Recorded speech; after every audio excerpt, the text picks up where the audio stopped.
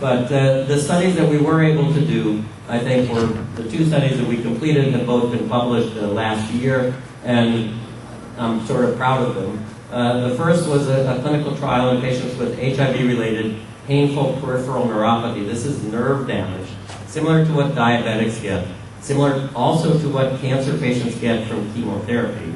And it's painful numbness and tingling of the fingers and toes, for which opioids don't work, non-steroidals don't work, acupunctures so, and most people are treated now with an anti-seizure medicine called gabapentin, or Neurontin. And we did a clinical trial, first a small pilot study where everybody smoked the active cannabis, and then we were bold and brazen enough to do a placebo-controlled trial where we randomized patients to smoke either real cannabis or placebo cannabis that came from NIDA. It smells and looks just like their normal rolled-up cigarettes in the Pall Mall papers, but they've extracted the active substance, the cannabinoids, from the product that's rolled inside the papers. And, you know, much to everybody's surprise, we clearly demonstrated that there was twice as good a response to smoking real cannabis than placebo in both the neuropathic pain and an experimental pain model that we created. We knew that people were going to say, oh, gee, you got a lot of people here who are advocates for medicalization of marijuana, and they're going to, it's not really double-blinded because the people smoking cannabis are probably going to know they're smoking cannabis. So, you know, you're skewing it. So we did this experimental pain model where we heated skin to 104 degrees and then rubbed capsaicin cream, which is the active ingredient in chili peppers, on that spot. And we measured the area of abnormal feeling around the spot after smoking cannabis. And that sort of is an experimental model for pain. And the results of that correlated exactly with the results of our neuropathic pain evaluation. So this was the first study. You know, the people that say, well, we can't, you know, there's no accepted medical use. So this is a study that had proved that marijuana had an accepted medical use. And you would think that the New England Journal or Lancet or the Journal of the American Medical Association would be interested in publishing it, but not. That's another problem that I've really appreciated in trying to do research in medical marijuana, that, you know, even when you do a rather elegant, refined clinical trial, it's very difficult to get it published. But it was published in the premier journal of neurologists, the journal called Neurology. And it, I think it was an important paper, and it came out on Valentine's Day, 07. The other study that we successfully did with CMCR funding, I think it's important with regards to Ethan's comment, we took 25 to 40-year-old healthy marijuana smokers. This is the easiest study I've ever enrolled. And we put them in our General Clinical Research Center for 6 days, and on each day they either smoked or vaporized half of a NIDA cigarette. And the NIDA cigarettes were 1.7% THC, 3.4, and 6.8. I must say that I feel responsible after my first clinical trial telling NIDA, gee, you need more potent marijuana. And they said, well, we can't really make it because it's too sticky to be rolled in our machines. I said, well, then roll it by hand. You need more potent marijuana. So finally, they did come up with a 6.8% potency. And in our study, we compared smoking half of a cigarette to vaporizing it in the volcano vaporizer. And we found that the level of THC in the bloodstream was equivalent. There was much less expired carbon monoxide, which is a marker for noxious gases.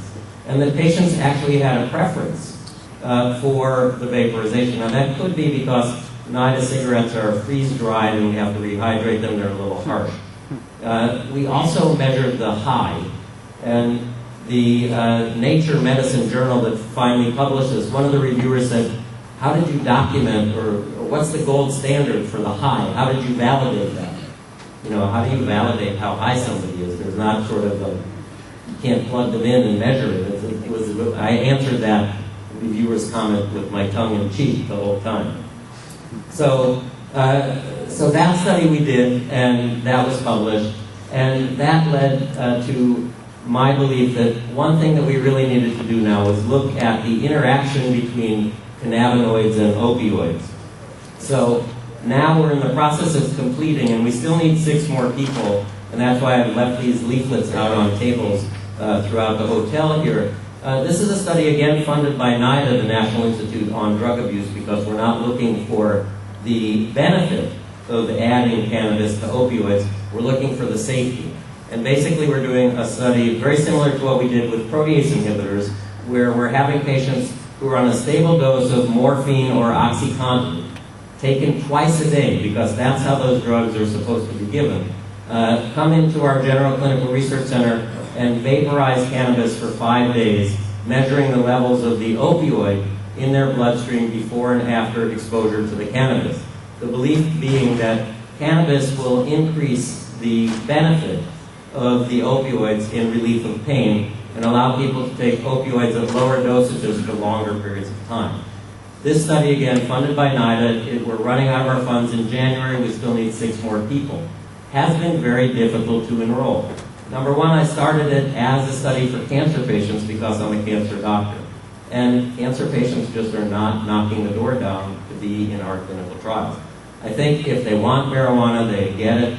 And if they don't want marijuana, they don't want it. So that's different from HIV patients who seem to be more committed, perhaps through the movement, etc. Cancer patients are dealing with their own malignant disease and don't feel a need to, really participate in these trials. So we opened it to any patient with any pain. MAPS, MPP, everybody, Greg here, everybody's been very helpful in getting patients into the study. MAPS is paying for airfare for people to come from around the country. We still have not enrolled it. Part of the problem is that most people take their opioids 3 times a day, and we're measuring the kinetics in patients who take it twice a day, so that's one problem. Otherwise, I don't know why we're having such a difficult time, and it makes me, this is my last cannabis clinical trial that I'm funded to do. I want another study. I want you to help me figure out what we should do next. But it's a little bit frustrating when it's so difficult to enroll patients into clinical trials. And again, I just want to conclude by saying what I do now is what I call integrative oncology, where I see cancer patients and I talk to them about how to integrate nutrition, exercise, botanicals, guided imagery, Chinese medicine into their conventional care. I do this at the UCSF Osher Center for Integrated Medicine, and I'd say 1 out of 2 patients that I see, I'm writing them a letter because they have never discussed use of cannabis with their conventional oncologist. As a cancer specialist, I have one drug that can decrease nausea, increase appetite. None of our other antiemetic drugs also increase appetite. Decrease pain, and I know from the clinical trial that I'm doing, even though I'm not measuring pain relief, that patients on an opioid who smoke or vaporize cannabis do get increased pain relief. Help people sleep, and in fact, in some cases, also aid with depression. This is one drug. I write a lot of letters. Unfortunately, under the law, I cannot tell people where to get it. So that's really silly. I do want to conclude by saying that I think we'll make another step forward. I have edited a textbook with Andrew Weil on integrative oncology that's being published.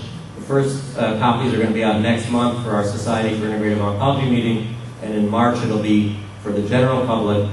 I thought it was an academic text, but Oxford University Press is selling it for $35 for 600 pages. Andrew wrote the first chapter. We had 30 other authors, and the chapter I wrote, chapter 7, is cannabinoids and cancer. And I wrote it with Manuel Guzman, who's a professor from Complutense University in Madrid, who studies cannabis as an anti-cancer agent. So not only is this a medicine that helps people with symptomatic relief of cancer, but in fact in the future we may find out that it has benefits in protecting and treating cancer as well. With that, I just want to finish and allow comments from our fellow panelists, and I guess we'll be back for questions later. Thank you.